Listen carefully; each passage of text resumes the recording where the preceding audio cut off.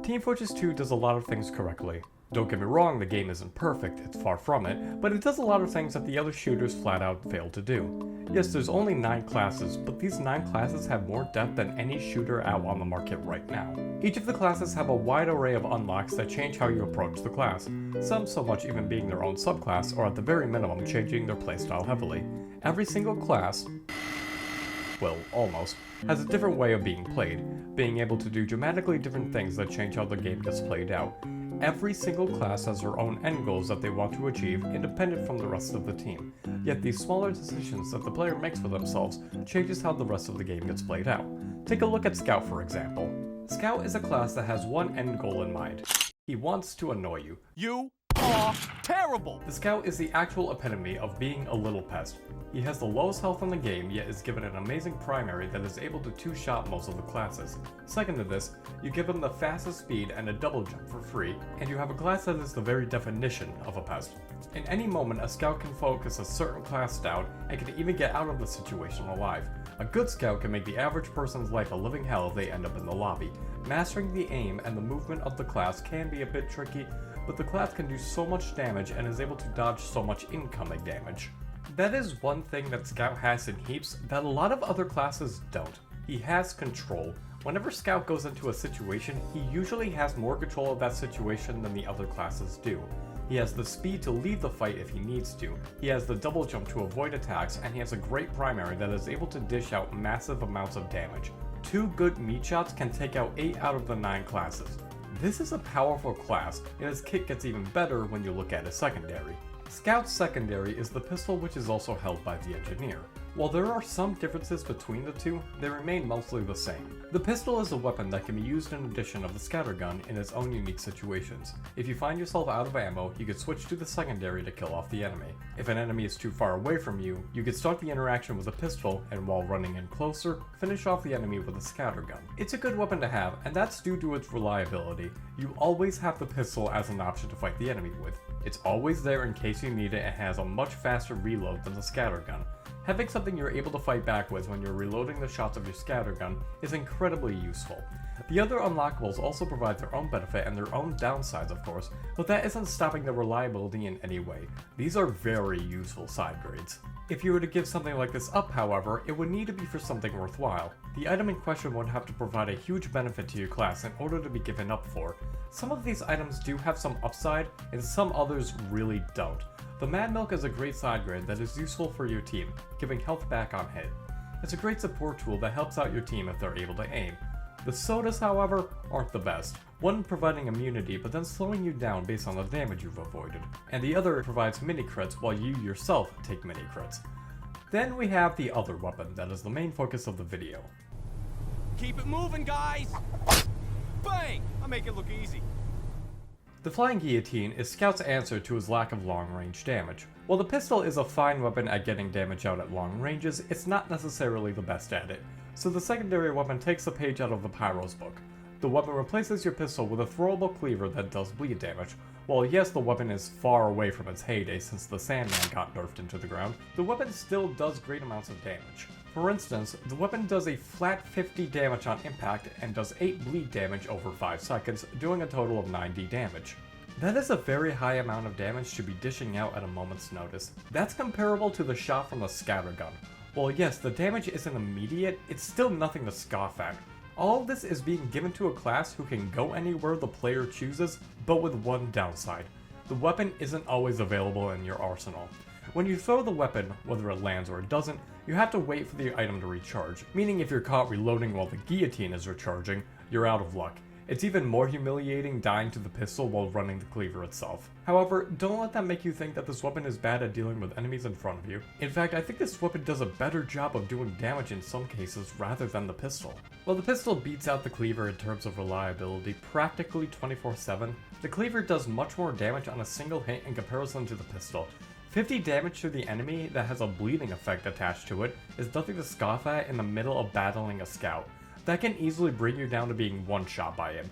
If the scout runs out of ammo, you can throw the cleaver right at you and end the fight quite quickly. While yes, the pistol does do a good amount of damage when you need it immediately, having a 50 damage impact weapon is amazing. It's like giving your scattergun one more shot to work with. You don't have to deal with a weapon that does 20 damage per shot, you can have a weapon that does a decent amount of damage at close range.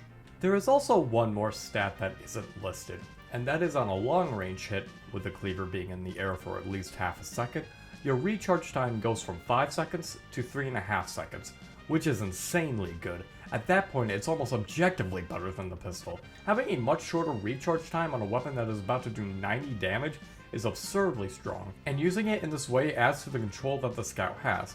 Now, not only are you controlling the situation that you are currently in, but you'll be able to control how your enemy is playing the game. You have the ability to freak out the enemy since they now have to go get health or risk fighting someone else with dwindling health. In fact, one of the best times to use this weapon is in a choke point. One of the things that the weapon excels at is giving Scout a long-range damage option. You can throw the cleaver out at a choke point, and when you hit someone, they're now taking 50 damage plus any bleed damage that is up to 90. Now, instead of adding damage to the front lines, they have to leave and get health in order to not die. And if you're consistently hitting long-range shots, you're throwing out 50 damage shots with bleed every 3.5 seconds, which is great. There are definitely times as a Scout it's hard to hit anything due to how heavy a choke point can be, so having a damage over time option is much better for Scout. The pistol falls flat in this situation, since doing 12 damage to several random enemies isn't as effective as throwing the Guillotine, causing 90 damage to a single enemy. The weapon is insanely strong. Whether you need just one more shot to finish off an enemy at close range, or you're doing damage to classes at a choke point, the weapon does a great job at being a nuisance to the enemy team. You're able to have much more control on how long-range interactions go down, and you're able to keep up pressure on one-on-one fights, which is something that the stock pistol is unable to do. However, if you think that the 90 bleed damage from the Fly Guillotine doesn't dish out quite enough damage long range, you always have a second option in this avenue. I mean, what's worse than one bleed damage option from afar? Christmas!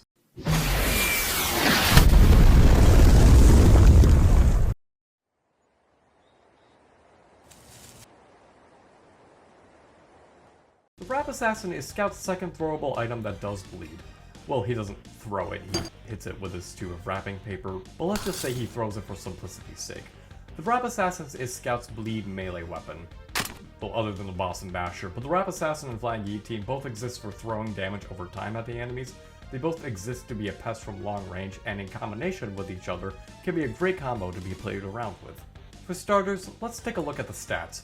The weapon does much less damage than the stock bat, which makes sense, this is a tube of wrapping paper after all. The real benefits come from the bauble that you can throw with it. The bauble works similar to the Sandman baseball, except it's actually good. Trash. You throw the bauble at the enemy and it causes bleed damage much like the Guillotine, only with slightly different stats. The bauble itself does random damage. Kind of. The bauble itself has a base damage of 15, but has a random amount of explosive damage attached onto it. It isn't based on your distance, it's completely out of your control. There's also a unique mechanic that is missing from the stat page that also works similarly to the cleaver. If you hit a long range shot with the bauble, you will get a crit with the bauble itself, bringing its damage to 45, which having two separate items being able to do meat shot damage from long range is great. You don't have to use your pistol ammo to fight someone 100 meters away from you. You can throw your cleaver and bauble and be able to fight the battle from a distance. Both of these options at range are stronger than the flare gun shots on their own. With these two weapons, you've turned yourself into a more annoying pyro to fight against. Now these two weapons are very similar with each other and they can do something very unique, and that is bleed stacking. You can have multiple instances of bleed on top of an enemy. Now things get really interesting for the class here. Having 90 damage against an enemy is already good with the Guillotine, and now you're able to get more damage onto an enemy with hitting both of your throwables in a row. This is comparable to Pyro's weapon stats when he gets crits with the flare gun. Now the Wrap Assassin doesn't really have much in the way of competition in its own slot. Scout's melee is not in as good of a state as his secondary, which for the class we're talking about, that's not so bad. He already has the fastest speed and a double jump with a weapon that works best at close range. We don't need an amazing melee weapon for him already, but the Wrap Assassin fills that role quite nicely. Honestly, it's probably in the running for his best melee option. The only other two weapons that I can think of that match this weapon's quality is the Atomizer and the Boston Basher. The Boston Basher is great for getting medics there uber quicker, since they keep re-healing the damaged target rather than them keep overhealing the same already overhealed target. You don't see the tactic get used so often in casual play, but more so in competitive lobbies. The Atomizer works as Scout's mobility tool. You get one extra jump, but the weapon needs to be out for it to work. Thankfully, switching to it and switching back doesn't take extra time for it to happen. The Rap Assassin helps out for more long-range damage against the enemies. The Rap Assassin is really the last one for the Bleed Scout, which I'm calling Flava Scout for this video title. I'm not risking demonetization. And the primary weapon doesn't really matter in this context. I mean, sure, most of the scatter guns will work with this, but these weapons just sort of get attached to the playstyle rather than working with it. The scatter gun usually beats out rest of the cast due to the higher clip size than the rest of the weapons. However, there are two more weapons that are worth talking about with the Bleed Scout playstyle that actually go well with the two weapons. The first weapon is the Babyface's Blaster. The Babyface's Blaster has 2 less shots in its clip, and in return, you have a boost meter that you can fill up, which will make you faster than the Scout is originally. The boost meter at full makes you run at the game's speed cap. You literally cannot go any faster than this. You get to go much faster, making you, an already hard target to hit, an even much harder target to hit. There have been several times where I wouldn't have been able to get out of a situation alive as a normal scout, but I escaped because of the speed I was able to go at with the blaster. Now this isn't the only thing to talk about with the boost. If you double jump, you lose 75% of the boost. Now that isn't necessarily great. You basically trade in your ability to double jump and exchange it for being harder to hit while running around. Now that would be a good side grade to stock, except there's one more stat. For every point of damage you take, you lose 4% of your boost, meaning that you only need to take 25 damage to lose all of your boost. That is pitiful. That's chip damage from across the map. Yeah, you can easily run around and dodge everything, but you're going to get hit by some stray bullet slowing you to a crawl, and you will feel it when it happens. Since it's not terrible for a lot of the classes in the game, you are able to dodge a lot of damage easily except for one class, which is the Pyro. Yeah, the Pyro of all classes. I main Pyro, and I would say that the Scout is a hard counter to Pyro. Scout is a hard class to track due to his mobility, and he doesn't have anything to reflect when he's fighting you. Well, he does, but Scout is not a class that is reflected against often. When a Pyro catches you in close range and burns you a little bit, you lose all of your boost. The Babyface's Blaster gives you a brand new counter, and it's a class that you should be able to take care of easily. Using this weapon changes how you view Scout, to the point where I really want to use it more and get better with it. Being able to run around at Mach 9 and blast enemies away is insanely fun, but you will be brought down the moment you get caught out. Forgetting that, how does the Bleed Scout playstyle work with the Babyface's Blaster?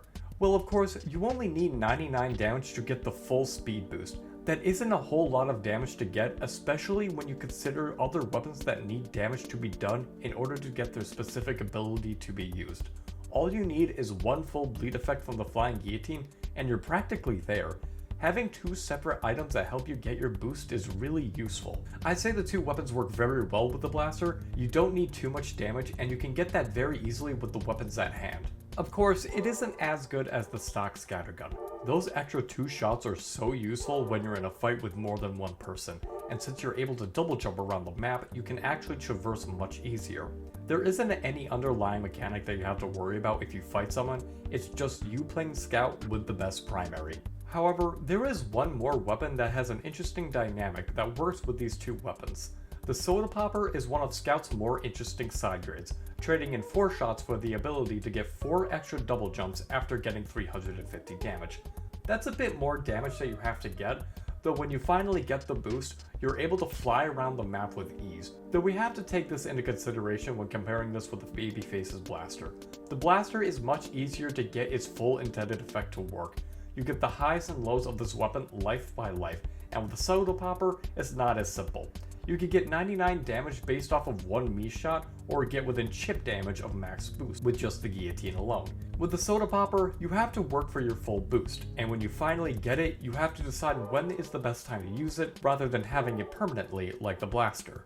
Out of the 2 weapons, the Blaster is easier to use with the Bleed Scout playstyle. You get the effect much more often, it's easier to use with the 2 bleed weapons with the effect, and you don't have to work as hard for the boost. But then again, the Soda Popper is much more satisfying to get working. Well, that is if you get it working. The main reason why the Scattergun works with this playstyle is that it has 6 shots in total, while the Soda Popper only has 2. There is a learning curve to this, since you're relying so much on single target damage. Scout as a class is already not great for crowd control, but at least with the Scattergun and to a lesser extent the Blaster, you had some ammo to fight more than one target with. The Soda Popper, you're relying solely on damaging one guy per firefight. However, when you finally get the boost at max and you're able to jump around, it can be so satisfying. When you get the boost, you have the freedom to go around wherever your 6 jumps can take you. You can put yourself in new positions to attack the enemy, you can retreat from a fight that you wouldn't win normally, and you can even throw your 2 other bleed weapons at the opponent from this height. Now doing the third part is quite difficult since now you're dealing with aiming while jumping up and down, but when you finally hit the enemy, it's so stylish. Now of course, you're not going to be able to get a lot of kills like this since it's hard to aim while jumping up and down. You'll get more use with the boost when you're trying to traverse around the map and trying to retreat from enemies. Now is it the best way of playing Bleed Scout? No, not really. I have a much easier time with the scattergun. It's easier to work with, more opportunities to do damage, you can get a decent amount of work done. But you know what? Use the soda popper. Yeah, I know the scattergun is the optimal way of playing this loadout, but forget that, I'd rather go big than go home. Who cares if the soda popper is worse than this loadout? The soda popper is way more fun, especially if you hit your mid-air shots. Who cares if you have a terrible ratio doing this method? It's one of the most stylish ways to play the class, and my preferred method of playing Bleed Scout. Really, it speaks to how good this game is, taking a class that is so easy to pick and powerful, and morphing it into such a niche class that barely resembles the original version. It's quite literally the heart of this game. So forget the scattergun and just use whatever insane combination of weapons that you could think of. This playstyle is wicked fun and plays with TF2's main theme of weapons that are inherently satisfying to use. If you wanted to use these items and never tried to, please do, you won't regret it. And with that, see you next time.